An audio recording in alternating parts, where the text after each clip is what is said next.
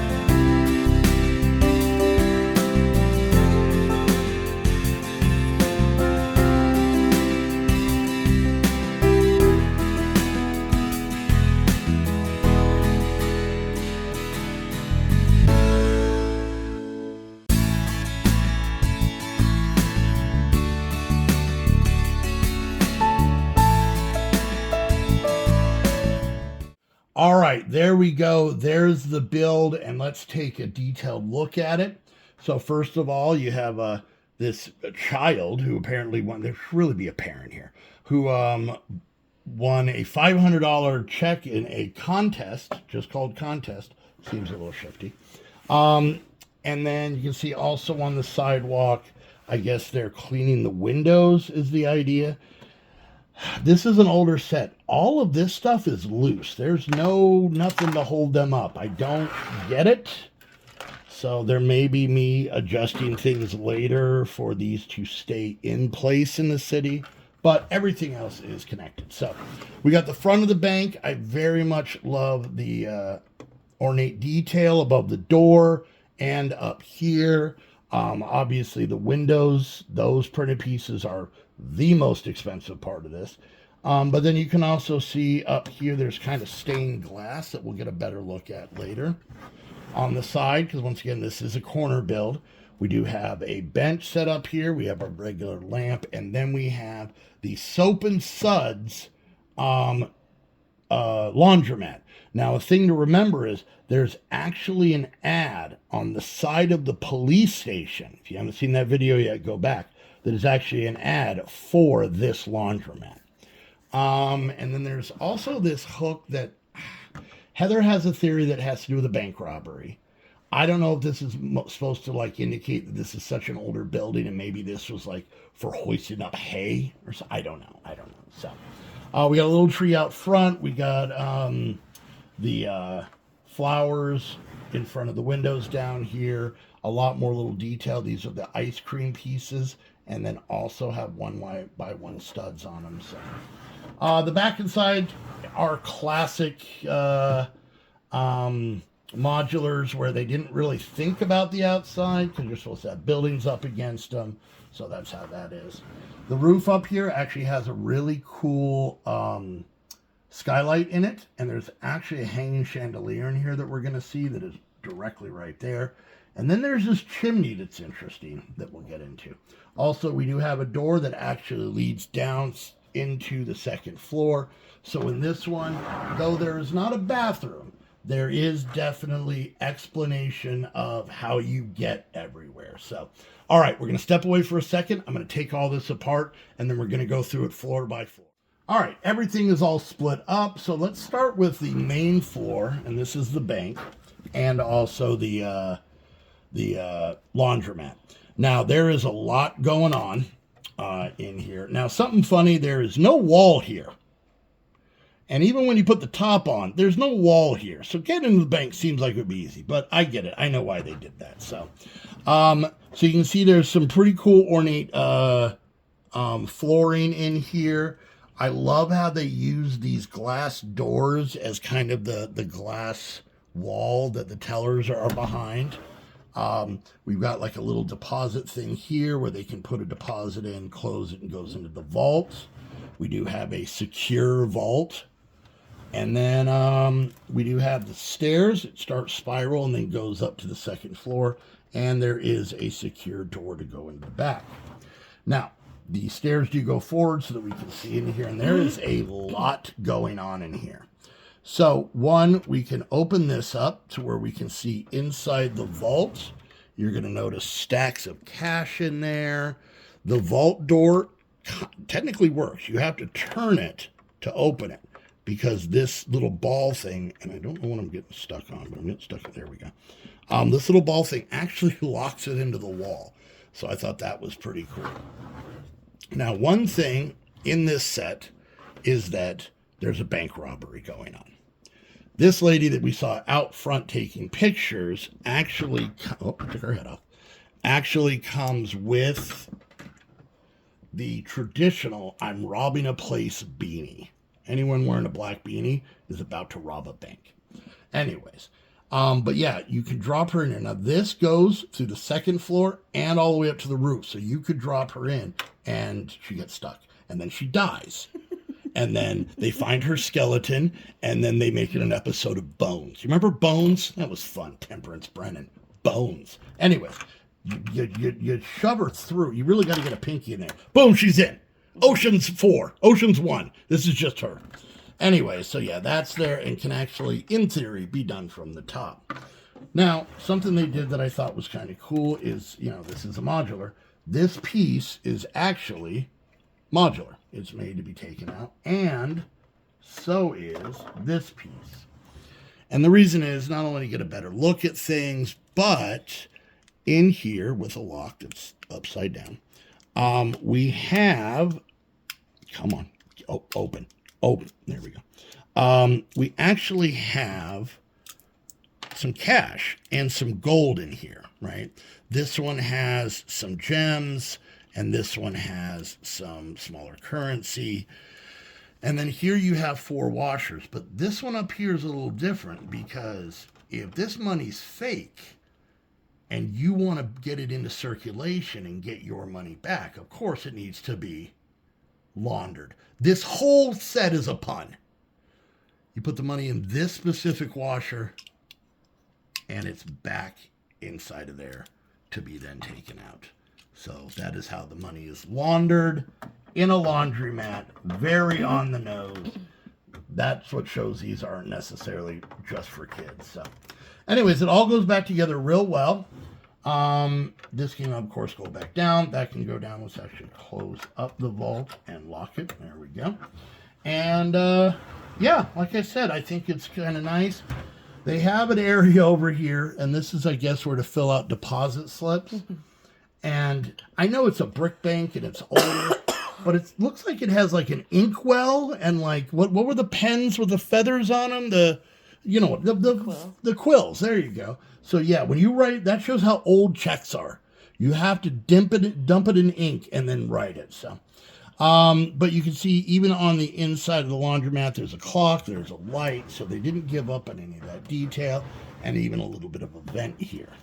All right, so the next one is going to be the upper floor of the bank. Now, they do have this open area here, so that the main area has a vaulted ceiling, and we'll see why in the next one. You can see where we come up from the stairs is right here. So we have the bank manager back here, and he is just ready with that red stamp, just no on the loans. And then we have another bank employee here. He's all hopped up because he's got espresso right behind him. So he is just completely juiced up. But he does have a fire, and this is what the chimney's for. So when this lady goes falling in, she's got to go flying by that fire. She's definitely going to die. I think we can all agree on that. So, outside of that, like I said, a nice railing. We do have stairs that go up to that door on the roof. And, yeah, other than that, like I said, not a lot to it. I kind of dig it. I don't know why he's got a parrot, a stone parrot, but it fits on just well. And now we can see, if we look down, that we can see into the lobby of the bank. All right, so the last one is this. As you can see, we do have the entrance into that whole thing, so she can technically go, even when it's all together, all the way down. We kind of already looked and talked at the top part, but one of the major things, if we look here, is the chandelier. Now, it's nice because they made it so you can go to the side when you take it off, but this chandelier hangs right in that open gap area there. So if we put this on, you can actually see it. It's dead center of the window and the doors, and it's right in that opening they have there.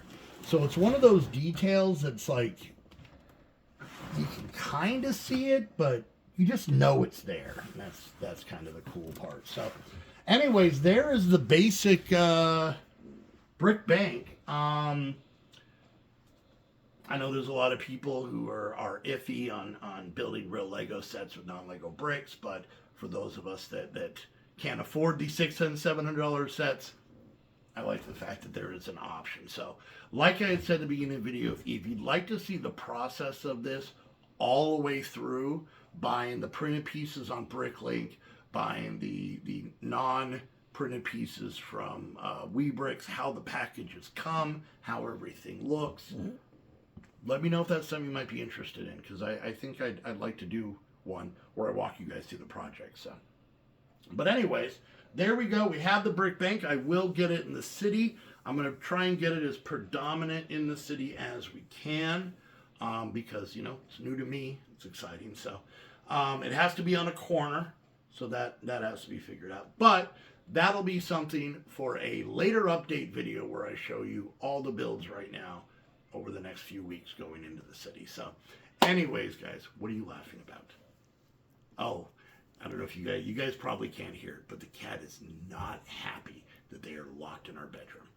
And we can hear it, but I don't think you guys can hear it. Anyways, guys, hope you enjoyed the video. Let me know what you guys think about this build. Let me know what you guys think about the idea of being able to get these super expensive retired sets at a cheaper price.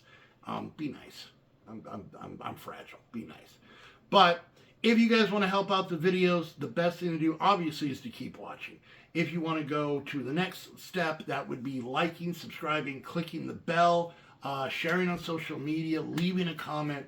All of those things help out. And if you want to go to the top level of helping out, become a patron. The money that bought this came from them. This is a Patreon dedicated build right here.